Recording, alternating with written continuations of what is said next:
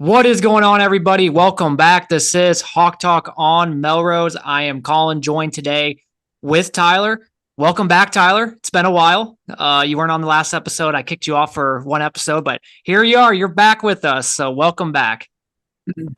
Yeah, I didn't get the invite last time. You and Colby just decided that no, I'm kidding. I know you wanted to do a pod with your brother and get his thoughts on everything that's happened and transpired since, well, throughout the season really, because he wasn't on until early on in the season, and then obviously with all the off-season stuff. And it was a good opportunity for you guys to do one because I was sick last week anyway. So Yep, it it was kind of perfect timing. I actually kind of worked forgot about out. that. Yeah, Yeah, it kind of forgot about that. worked out well. So it was a good episode, obviously. Yeah, if you guys haven't checked it out and you want to listen to Colby's thoughts, go back to the last episode and give it a listen. So Yeah, he definitely provides great insight. So, what we're going to do today, a little bit different. I think this might be the first ever episode that we are going to do this. We're not going to talk really any Iowa or actually no Iowa stuff at all. So that's just a disclaimer. So if you're listening to us strictly because, we get into Iowa sports, mainly football, and we're not doing that today, like I'm just letting you guys know that. So if you don't want to listen, you don't have to. We're going to get into the Super Bowl matchup and kind of the reaction to that because it was a great Super Bowl. We're going to get into maybe some other things as well. College football expanding, obviously, after this year.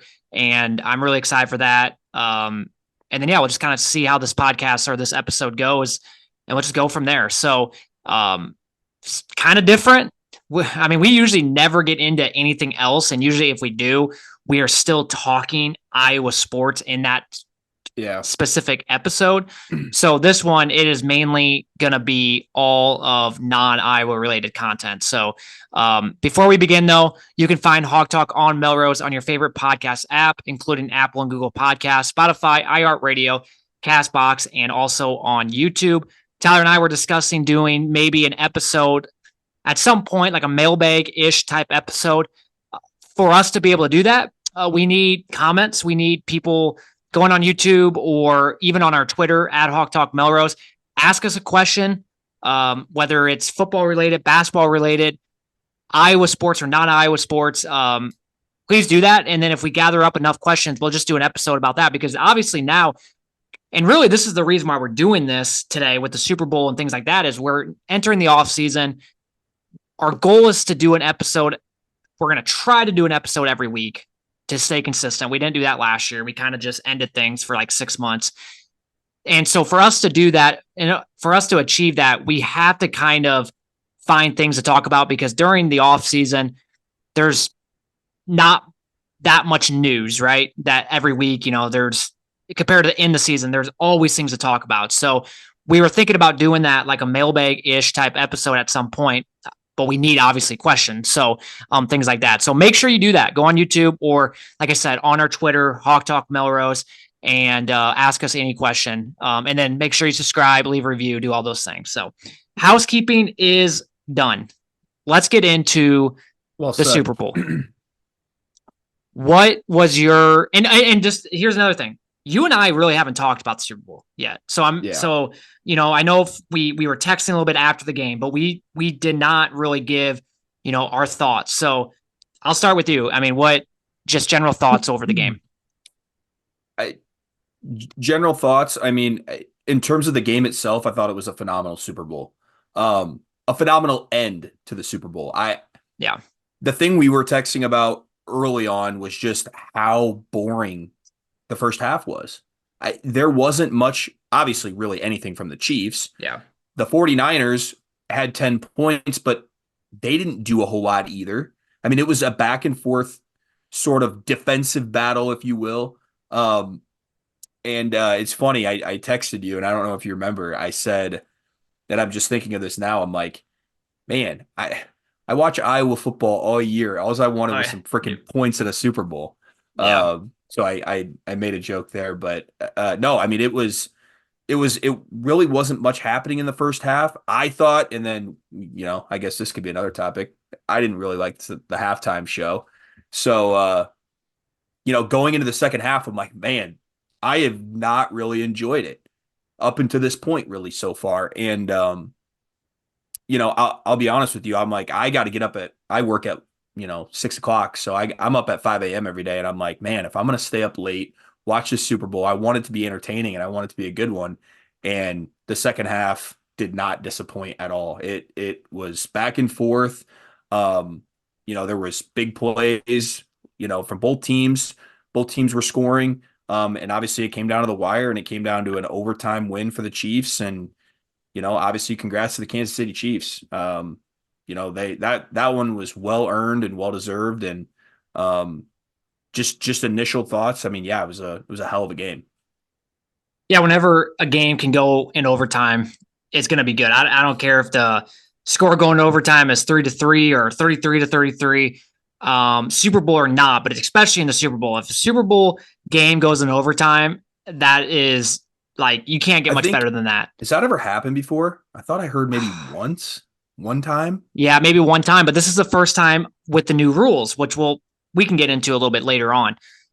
And you could just tell like the tension, right? I remember at one point, they were showing Purdy's dad, and I think even Romo said something like, he looks more nervous than Brock out there. And this was during the overtime. And, it's just like things like that. You could just tell like it was just so, and that's what I love about overtime in the Super Bowl, because this is literally it. Like this is, you make that one play, it's Super Bowl win or not. Like that one play can determine so much.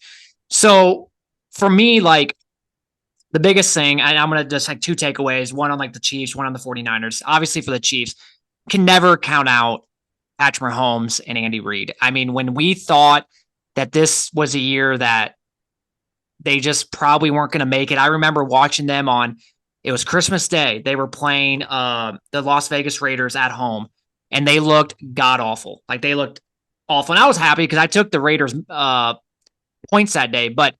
And you watch that game, and then you go into the playoffs, and it's like they almost like turned on like a switch. And that's what's going to happen when you have one of the best quarterbacks. And we can get in that discussion. Is he better than Tom Brady? And disclaimer, I don't think we both kind of think Tom Brady still is, but he's up there. And when you have one of the better coaches, like, you can never count them out. And besides the Dolphins game, they were underdogs in every single game, the last 3 games, the Bills, the Ravens, and then now the 49ers. And you can never count them out. And especially when you have like a defense like they did this year. If they didn't have the defense this year, like let's say, like a few years ago, their defense, when they won like their first Super Bowl, it's because of their offense that year. Their defense was just okay. If they had that defense this year, like they would not have made it. I mean, their defense is what kind of carried them. But yes, obviously having Patrick Mahomes and Andy Reid, yeah, you're never going to have a quote unquote bad year with them two on the helm. And then for the 49ers, I think really mainly it's, focused on like Brock Purdy. And I just think, for that game, like he didn't lose a game for them, and he didn't really win the game for him. I think he did as good as a job as you could hope for when considering a second year quarterback and making less than $1 million. Like, what more can you ask for? And once again, they didn't win the game, but like he didn't lose in the game either. He made really no mistakes. Now, a little bit of credit goes to like Kyle Shanahan. They called plays that were more on like the safe side. They had a really good game plan for Brock Purdy and I think even Tony Romo mentioned it. Like, he's seen quarterbacks like Peyton Manning, guys that are really good. They get in the Super Bowl and they overthrow guys and they look a little off because of the pressure. You have 100+ million people watching you. And so for Brock Purdy just to stay composed during that game, honestly, like it kind of shocked me, and it almost made me respect him more than I did maybe going into the game. And just this playoffs alone with Brock Purdy, I mean, you talk about all the pressure was on them because they were the number 1 seed. They had such a good regular season. The NFC is kind of down. They get all the home games at home during the playoffs. And, you play the Packers, who should they even be in the playoffs at that point, right? The entire season, they were kind of iffy, and they kind of turned it on at the end of the year, but they were kind of iffy. You play them, and to be down, to be able to come back from that with all the pressure on you. And then the Lions game, same situation. You're down by a lot. You have all the pressure because this is a year to make the Super Bowl. And I just thought, yeah, he he did as good of a job as you can hope for.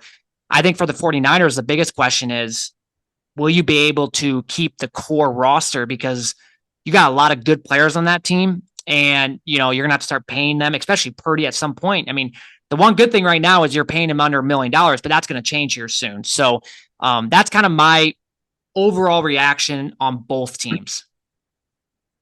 Yeah. I guess for the Chiefs, the Chiefs are the Chiefs, right? Like they're the standard. They're the team that everyone is trying to be. And it's hard because not any single person is Patrick Mahomes. And I think that's the difference. Patrick Mahomes, and you mentioned the defense. The defense is what kept them in it the whole game because Yeah. there was, I mean, essentially the whole first half and into the third quarter a little bit, like the Chiefs offense wasn't doing much. And we had seen that periodically throughout the year, and their defense is what keeps them in it. I mean, Patrick Mahomes throws a pick, and that looks like it's going to be, a huge game changer. And I think the 49ers only got like a field goal out of that or something. Did they even get a Or field goal did they out of even that? get I think did they they even punted get the points? football. No, I think Maybe they they punted. did. Yeah. Yeah. So, huge credit to the Chiefs. Chris Jones, I mean, monster. I mean, he's been just as important, I think, on the defensive side as Patrick Mahomes has been in the offensive side for those 3 Super Bowls. And so, yeah, it's just like I said, the Chiefs are the Chiefs. And then, for the 49ers, yeah, Kyle Shanahan, I think, not looking too hot right now. 0-3 in the Super Bowls, had leads in all of them, 28-3 against Tom Brady. The last 2, he was up by, I believe, 10 points. Well, the first one was when he was at the Falcons, and Yeah, I hate when people though bring up that because if you think about it, he wasn't the head coach. Like, why are we he was the blaming offensive him for that? It coordinator. should be Dan Quinn. It almost Yeah. feels like everybody's blaming him on that loss in the Super Bowl back in the day when he was at the Falcons, and it's like he's not the head coach. Like, yes, their offense started sucking towards the end when they were up like 28-3, but you cannot pin that, or no one can really pin that on Shanahan. Really, it's if I don't know. I just feel like everybody brings up that Super Bowl loss, and it's like, why? He wasn't the head coach that year. Right. I think the reason that, and I don't know who the real culprit is. I'm sure it falls on the head coach at the end of the day. I mean, he's the one that makes the final say, but there was some questionable play calls where they were throwing it and not running the ball where they probably should have towards the end of the game to try to salt that game away. But again, no, I agree. I mean, he's not the head coach. And that is Dan Quinn. That's not necessarily him. I just threw it in there because of, that's technically what he's been to in terms of a Super Bowl. And then, the last 2, I mean, had double-digit leads and hadn't closed the deal. It's unfortunate. I mean, I think he's a hell of a coach. I think anyone wouldn't argue with that. I think he's one of the top head coaches in the league and offensive minds, obviously. Great play caller. Just sucks. I mean, and then for Brock Purdy, I agree. I don't think I think he managed the game well. I mean, people get pissed about the whole game manager thing. I just right now what I'm seeing from him is he manages the game, he puts the team in positions to win, but like you said, he didn't make any mistakes that cost him the game, but he also, I mean, he had that one touchdown, but he didn't make enough plays in my opinion to win them the game either. But I mean, like you said, it's the second year, he's the last pick in the draft. Who would have thought that he'd be starting for the 49ers? And obviously, I mean, I think he's only going to get better, right? I mean, if they can keep some of the pieces, I don't think they'll be able to keep every one of them. It sounds like Brandon Ayuk after the game was all pissed off, and wide receivers are divas, so it's hard to take too much about when the emotions are high right after the game what he says seriously. But he sounds unhappy. There's a lot of defensive guys that are high paid players as well as the offense. So it'll be interesting to see. I think when you look at it, this was really the year to get it done, and obviously they came up short. Yeah, I think for Purdy, I think like the next step is for him as a football player and as if you want to be considered a good quarterback in this league and a guy that can take you to the Super Bowl and win it, he like needs to be able to be like the aggressive, like we're okay, this guy can win it for you. Like going into that game, for example, when you would talk like, okay, how did the 49ers win this game? You immediately think of like Christian McCaffrey, right? You think of like your players on the outside and your Bosa on defense, things like that. You don't really think, oh, like Brock Purdy can win you this game. And why would you as like a second year quarterback, right? But that's what I'm saying. Like his next step is to be able to go into these games, be able to make that really big throw and just the kind of the cherry on the top type of situation. Like that's kind of his next step. And we'll see if he can develop that, right? And I mean, at this point, who knows? But I think obviously when you have Kyle Shanahan as your coach and, as you get more comfortable and stuff like that, I feel like you should be able to. I'm just saying this, like to go into the Super Bowl and not look rattled at all. That is big. Now he started the game off really well. He did. Now like there 5 was for 5 and he looked good early. Now there was like a stat where like he was 3 for 12 on third down. And when he was blitzed or pressured, his passer rating was like 77, which isn't very good. So I get all those things, but we have to keep in mind, who he is and how young he is and things like that. And he's going up against Patrick Mahomes. So it's kind of tough to do. But, because if the 49ers would have won that game, the MVP wouldn't have been Brock Purdy. It would have been probably Christian McCaffrey or Jennings. I don't know, probably McCaffrey. I would guess. But you can make the argument for Jennings because he had that, the throw to McCaffrey and then he had that touchdown. So you can maybe make the argument. But this game, though, when you really think about it, like, and this is what stings if you're a 49ers fan or even Kyle Shanahan, that like you played better. Like you were better than the Chiefs most of that game. And going into halftime, you just played a much better first half. And you're only up 10-3. That's where like I felt confident because I had money on the Chiefs. That's where I still felt pretty confident at halftime because it's like, wow, the Chiefs played like dog crap this first half. And they're only down 7 points. And for the 49ers, like if you think about it, like at the time, you have to be, and I'm sure they were probably feeling good, but if you really think about it, like, no, we're going up against Patrick Mahomes and we played much better this half and we're only up by 7 points. That's not very good. I think though, like the biggest play of the game that nobody talks about is that muff punt. Think about that. I mean, the 49ers defense was getting like 3 and outs after 3 and outs. And so the Chiefs have to punt the ball. 49ers get that ball. It's 10-6. They have yet to score a touchdown on you. They can't even move the ball on you. You get the ball back. Like, let's say you do go down the field. Even if you don't score, you take time off and it's still 10-6. Like that was such a big play of the game because the Chiefs got the ball back immediately and they literally scored on the next play. Like it wasn't like a couple plays later, it was immediately scored. And like, it felt like all the momentum, even though the 49ers did get some of their momentum back because they ended up going down and, they got another touchdown after that. But that was such a big play.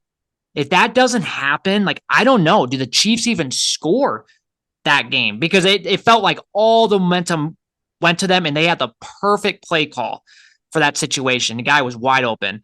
But yeah, I don't think people really talk about that play, but it's a huge play of the game. Here's another one. The block extra point from the Chiefs. Huge. Yeah. Huge. That makes it 9 instead of 10. Yep. Up in the third quarter and ended up being where the Chiefs only had to kick a field goal to tie it to go into overtime as opposed to actually having to like try to go win the game in regulation regulation. So special teams were huge and you could argue was clearly the difference in the game. Harrison Butker, I know Jake Moody had hit, he was a 55-yarder, right? Yeah, he was a rookie and he hit like a Super Bowl record 55-yarder and then Harrison Butker followed it up with like a 56 or 57, I think. But yeah, I mean, he was automatic, Harrison Butker. And Jake Moody, for the most part, was automatic as well, besides the block extra point, which I heard he kind of kicked it too low or something, and that's why they were able to block it. So I don't know if that was really on him or what, but just a weird play or two here was really the difference. And yeah, you could really point to special teams as the difference. Yeah, I think Butker had a 53 yarder and a 57 yarder, which Dude, to be able he to like knock both of made those pretty good. he only missed like two all year or something. Yeah, He's insane. Yeah. he's really freaking good. And in the playoffs, you know it's going to come down to that. It just is. So having a guy like that in the playoffs is definitely nice to have, and clearly the difference in why they won too. So Yep. I mean, you mentioned right away, like this game, like the way it started to the way it ended, like that first half couldn't have been more boring of a Super yeah, Bowl. And that second half in overtime, one of the better Super Bowls, complete right? 180. Like, yeah, complete 180. So let's get into the overtime real quick, because there's been a lot of controversy over, 49ers didn't know apparently. And, should they have got the ball first? I think when you really think about it, you want to defend first because you want to see what happens. Yep. And I think the 49ers, like they were saying, is the reason why they did is because they wanted to get the ball the third time. But it sounds like that wasn't even going to happen because the Chiefs were going to go for two regardless. That's what he's saying. Yep. Which makes sense because at that point, like if the 49ers go down and score a touchdown, and then the Chiefs go down and score a touchdown, and let's say they kick a field goal and it's tied, the next team wins. So yes, the Chiefs score wins. Analytics tells you go for two. Because number one, not every field goal is, or an extra point, I should say, is a guarantee now in the NFL where they, they kick at the 30 or 35. So that's not always a guarantee. Plus, if you do just kick a field goal, you tie it up, like all the 49ers have to do, especially we just saw their kicker in the first half kick a 55-yarder. They just have to go down the field like maybe 40, 50 yards, and they can kick a field goal and win it, and it's done. So the Chiefs would have went for two, and I'm convinced that their final play of the game would have been their 2-point conversion. Like let's say like they would have scored some other way, they would have called that play. It's like the perfect like 2-point conversion play. Well, it's similar to what they ran in the Super Bowl last year. I don't know if you remember with the motion. One was to Kadarius Toney last year, where he comes on that motion and it's man to man, and so the guy follows, and all of a sudden he just darts right back outside, and they got it blocked up for him. You go back and watch it. I'll have to look and see. 2 touchdowns off of it last year, and this was like I read this was like a similar like play built off of that. So yeah. I think 49ers, like another thing too, is like, okay, they were driving down. They get to like, I don't know what was it, the 5-yard line. Yeah. Someone, kind of asked the question, like, for them, knowing who you're going up against, Patrick Mahomes, 100%. do you go for it and make them? Because if you don't get it, they have to start at like the 5-yard line and they have to go down the field. Versus like starting at the 25-yard line, and they know all they need is a field goal. Because that's the thing. Like at that point, like Patrick Mahomes knew, like obviously, yes, they want to go score a touchdown. They just want this game to be over with. But in all reality, though, it's like, okay, all we need is a field goal. So if I was the 49ers, I would have went for it. But that's going back to what I'm saying with like, I think Brock Purdy is a good quarterback. I just don't think with him being so young, I just don't think they quite are ready to feel 100% confident that like Brock Purdy can do it, right? And that's maybe where like if they had maybe a more experienced quarterback, and I'm not, like I said, I think Brock Purdy's a good quarterback. I'm just talking like experience. I'm talking just being in those situations and just having more reps in the NFL. Would they have been more, with confidence there to go for it?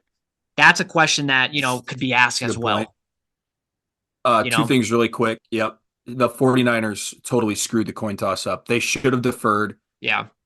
Reason being, so like the Chiefs, when they got the ball second, they essentially have, if you really think about it, an extra down on offense every time.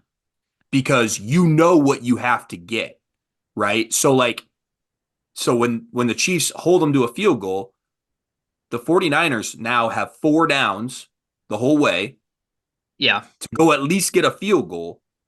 And, it turns out they obviously scored the touchdown and won the game. So it's like having an extra down, throughout the possession, which is huge. And then the other thing is, yeah, Tony Romo posed the question, and he's like, I'm not so sure if you kick this right now, knowing who you're playing against. And I think I don't know the exact stat. I saw it on Twitter, and it was like Patrick Mahomes is like 7 for 7 in terms of like under a minute game-winning drives or something in his It's insane. career. The guy literally has done this before. Go watch. I mean, everyone knows the Bills playoff game. I mean, the guy needed 13 seconds to get him in field goal range, right? I mean, this guy is unbelievable. Yeah. And to know that that they get the ball second, that they get an entire possession. It's not just the first score wins, or if you score a touchdown, the game's over. They really messed that up, and that, obviously Patrick Mahomes made crucial runs on that last possession too. It was like a fourth down early in the possession. He scrambles, and then Great you play know call. great play call. It was like a run pass option, and then he had another like big run to set him up for the touchdown as well down in the end zones. So, um, yeah, you know, but you're exactly right. That could have been a lot of how do we trust Brock in this position? We got the three. I mean, it's hard. It's like, yeah, you probably are going to kick the field goal there, but I would have really thought about that. They really fucked that up because if you think about it, it was like 3rd and 2, or no, second and 3 or something like that. They run right up the middle into the heart of the defense, get nothing. 3rd down, Chiefs are blitzing Brock Purdy. You got to make a quick throw, and obviously he misses that. Man, I am playing to win the game. If I'm Kyle Shanahan, knowing what is on the other side and what Yep. Patrick Mahomes has done to so many people, I do a 3rd down, maybe another run with Christian McCaffrey, get it to a 4th and short, and then you get so many different options to try to get that first down, and then eventually hopefully score a touchdown. But obviously, you have the three. You probably feel good about your defense resting up that whole, overtime. But I don't want to live knowing that Patrick Mahomes did that to me, and he obviously did. So Yeah. that's a brutal way to end it. I think if they could do it over, they would. And yeah, you bring up McCaffrey and just like, yeah, you do. You have the best running back. And that drive, he Like was actually running the ball really good. he was. And it goes back to like the third quarter. I know Romo kept saying it too. Like it felt like Shanahan was like abandoning the run, especially when He like did. in the third quarter, like it just didn't make any sense. Like you A lot of guys, you three and have outs, and McCaffrey. Like, what are you guys doing?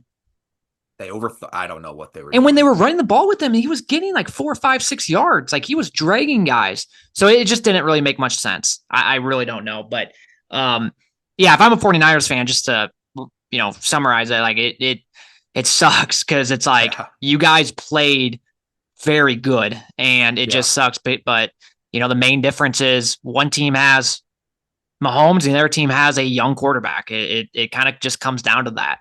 Yep. Also, a petition to change the NFL overtime rules to the college football overtime rules, because that would be epic. Like, can you imagine, especially since college football, which I kind of forgot they did this, but like a couple years ago, after like the second or third overtime, it goes to You have to go you there. just go to the 2-point conversion line, and just Yep. each team. Isn't that how they do it now? Yeah, Yeah. each team does just Yeah. like a 2-point conversion, and it's like, and that's the what it is reason. now. Yep, and that's the reason why a couple years ago the Penn State Illinois game went like 8 overtimes, because no team could literally do a 2-point conversion. And can you imagine that like in the Super Bowl, just like going back and forth because each team is making 2-point conversions or like each team isn't? Like it'd just be epic. So yeah, that will wrap that up with the Super Bowl. Real quick though, since we're talking college now, college football playoffs. A few things have came out recently. ESPN. They're agreed on a 6-year, $7.8 billion extension. For me, I'm not too happy about that because with the Big Ten not even going to be even doing anything with ESPN, it does kind of suck. I would have liked to see, Fox or, maybe some of the different like NFL, in the playoffs, they have CBS, they have NBC, but they have all the networks. And so for me, I mean, it's not a huge deal, but that is it. And then apparently the college football playoff board of managers is expected to vote on February 20th on a model that would take the 5 highest ranked conference champions and the next 7 just ranked teams, which I've always kind of advocated that is Yeah. that it makes the conference championship games matter. So Yep. whoever wins their conference champion, you Automatically go. in. Yep, you're Yep. automatically in. No Now matter the record. Yep. the only argument that you can make at that point is like, okay, you have a conference that's, let's say, not very good, and it's like, wow, like they get in because they play in a joke conference. I understand that. Plus, now that I actually think about it, so you have the Big 12, Big 10, SEC, ACC. Is a other conference a Pac 12? Well, that's the question. I don't because yeah, there's really no Pac-12 anymore, so No. So is it the Mountain West? And if I don't that's know the how case, that I don't know if I works. like that then. Like I you're don't know how gonna that bring works. a Mountain West team in, like whoever Yeah. wins it, like is automatic. Like so I don't know if but that's what it says. It says 5 highest ranked conference champions and the next 7 ranked Yeah. um teams, which I do like that.